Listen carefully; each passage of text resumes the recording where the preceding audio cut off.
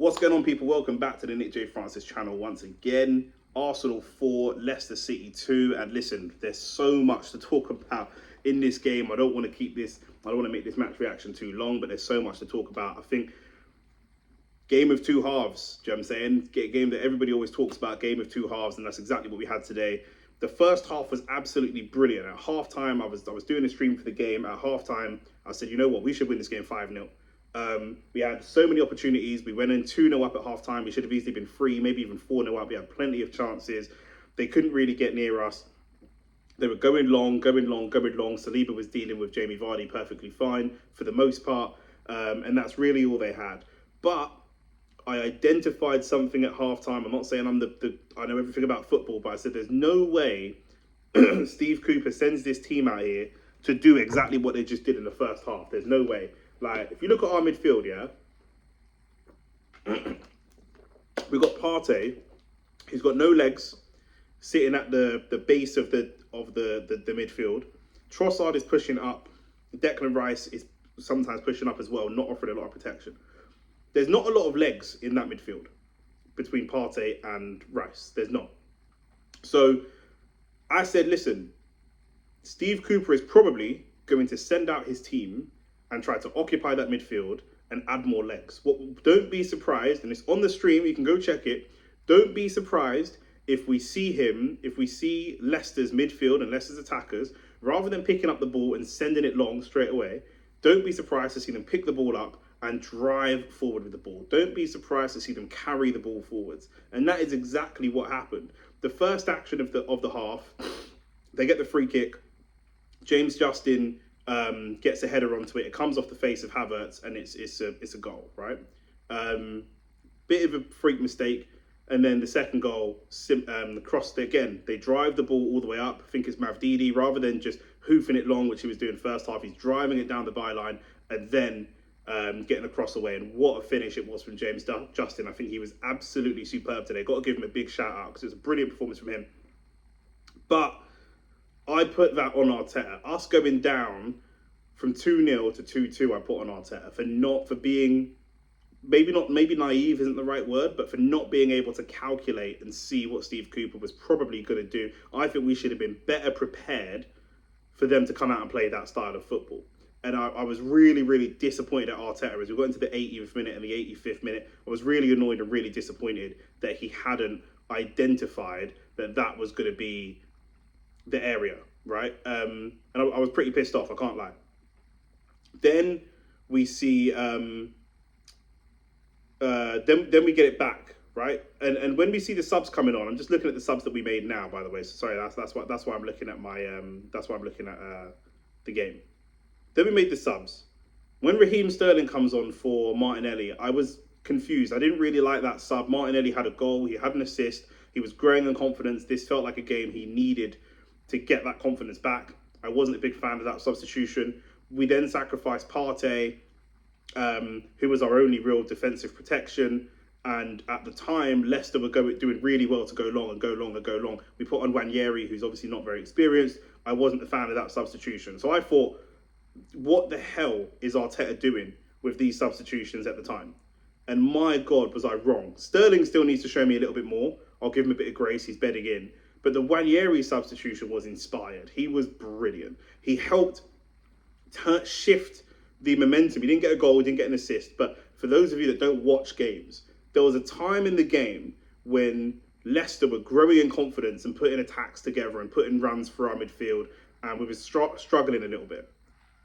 And Nwaneri, Trossard likes to pass the ball, Saka likes to pass the ball, Sterling likes to pass the ball, Havertz likes to pass the ball. We didn't really have anyone in that midfield. Partey and Rice like to pass the ball. Rice can travel with the ball, but not that well. Nwaneri took the game and put it back into our momentum, put it back into our hands by picking up the ball and driving at their defence. Winning challenges, driving at their defence, being really, really positive, link-up play with Saka and Timber, getting to the byline, putting crosses in, getting a shot away. His first action of the game, he picks up the ball, runs through 2 or 3 Leicester players, gets a left foot strike away, which I think is his weaker foot. The keeper makes a good save. what a brilliant substitution that was. What a brilliant idea it was to bring him in at that point in the game. That shows why Arteta is the manager and I'm not. And as much as I blame Arteta for us going down 2-2, because I think there was some managerial naivety there, I will say I have to also give him big credit for how we came back. Now I'm looking at it, I thought it was 2 goals for Trossard. Actually, they've given the second one for him as a own goal for Ndidi, which I thought they might do. But I identified in the game that when we're crossing the ball from corners, their keeper is a very good shot stopper, but not a very good catcher. He can't catch the ball. We're there for the second balls. We're constantly there for the second ball every time. We weren't really getting clean headers or clean connections on it, but when the keeper flapped or when the defender tried to flap it was often dropping in and around the 6 and 18-yard box. And I thought, actually, there's opportunities here for us to go and get the second ball. What we did is we put all of our big men, including Havertz and our defenders, onto the back post.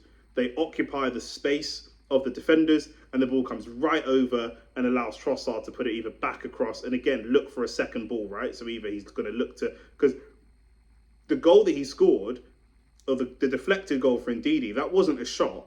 You know, it doesn't look to me like he shot that ball. In the corner before that, he did the same thing. Ball comes right over the top. All the big men occupy that space, and Trossard puts it back across the 18-yard box or the 6-yard box, or around the penalty spot for someone to knock the ball in.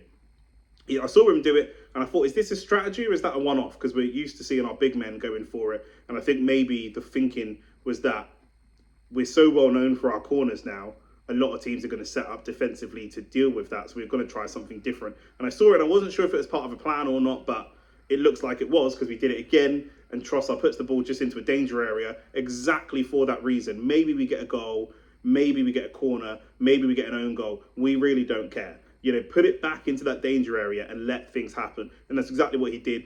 And unfortunately for Ndidi, it was an own goal, so that made it 3-2. And then, of course, Kai Havertz, 60 million down the drain. Kai Havertz scores again. Jesus was the last substitution. And again, at that point in the game, it's 3-2, a couple of minutes left. And I'm thinking, please, can we just, I know you're trying to prove yourself to try and get minutes, Jesus, but please just keep it simple. You know, ball retention, game management. Let's not do anything silly. Don't do some step overs and some nonsense. Anyway, ball falls to I think Partey. They were showing a replay at the time, so I didn't see the build-up, but the ball was driven straight through. Leicester put so many attackers forwards. Steve Cooper got overconfident and obviously felt that they could win the game or at least draw the game. He put on loads of attackers. There was a time where they had like 4 or 5 attackers all on the pitch. You know, they had Odsonne Edouard on the pitch. De Cordova-Reid was on the pitch. Jordan Ayew was on the pitch. Jamie Vardy was on the pitch. They had like 4 strikers all on the pitch at the same time. He got a little bit overconfident with that one. And the ball comes straight through their team. And Jesus picks up the ball and drives forwards. He's got 2 or 3 around him. He chooses to eventually go for the shot, which I think is the wrong decision, but whatever. James Justin tries to get the clearance away, and it just drops to Havertz, who was up there, and they get it 4-2. So in the end, I do look at Arteta and think there were some mistakes there because of the 2-2, and some of that stuff I think was tactical from him, and tactical mistakes, I would say. Some of that stuff, I have to also give him credit for the way that we came back and got the win. So I think that that's fair. The last goal, and it's going to bring me to the last thing before I wrap up this match reaction. The last goal, it wouldn't be an Arsenal fan match reaction without moaning about a referee. The Lino flags for offside. It's nowhere near offside. Jesus has a shot. Havertz is way behind him. James Justin then clears, and it hits Havertz, and Havertz turns it in for a goal. Where's the offside? It was so obvious it wasn't offside. Went to VAR, VAR got it right. But the referee in this game was awful, including some of the refereeing for the Leicester team as well. There's a couple of yellow cards that are just not yellow cards at all. The first goal, there's a shout that there's been potentially a foul on Jamie Vardy. They go long, Vardy gets a flick on the ball, and Saliba just pulls his shirt and pulls him aside. Definitely a foul, I think, but the ref doesn't give it. Saliba plays it to Timber, and then we go on and score. So we benefit from that. That's poor refereeing, should have easily been a foul. Oliver Skipp got a yellow card. Definitely not a foul, not a yellow card. You know, some really poor decisions. In the first half, the ref was letting everything go. He's arguably letting too much go. In the second half, he came out and in the first 3 or 4 minutes, he gave a bunch of yellow cards. There's no consistency from the referees. It's a very confusing way. You don't know as a player how to play because the ref, some things may be a yellow, some things may not be a yellow. And I thought it was poor. In the end, we got the 4-2, and it puts us in a really, really good position. We're up there, matched down with Man City. I think they've got 1 goal difference better than us. And, for people saying that we're a defensive team, we park the bus, all the rest of it, and City are the right way to play, and they're much more exciting than we are. They have 14 goals, we have 12. They've conceded 6, we've conceded 5. There's only 1 goal difference in it. We've won 4 games and they've drawn 2, exactly the same as them. So, the narratives hopefully can stop because it's ridiculous. It's another good day at the office for us. We've shown that we can play the game in multiple different ways. We actually have to play the game multiple different ways in this game alone. And I'm very, very happy. I was looking at James Justin or Hermanson as man of the match. To be honest with you, it's so difficult. There are a lot of good performances out there. Thomas Partey, I thought, was brilliant in the first half. Leandro Trossard was brilliant. There's a lot. I'm going to go James Justin. I am. I'm going to give James Justin, player of the match. I thought he was just, to turn the game on its head the way that he did, I thought was absolutely brilliant. And even at halftime when we were winning 2-0, I said in my halftime on the stream when it was halftime, I said James Justin has looked really, really good so far this half. I said it at halftime. And that's exactly what happened. Look how he turned out. So, big credit to him and big credit to our team. It was a fantastic game of football. Now we look at hoping that Wolves can scrape a draw against Liverpool and then we move. Do you know what I'm saying?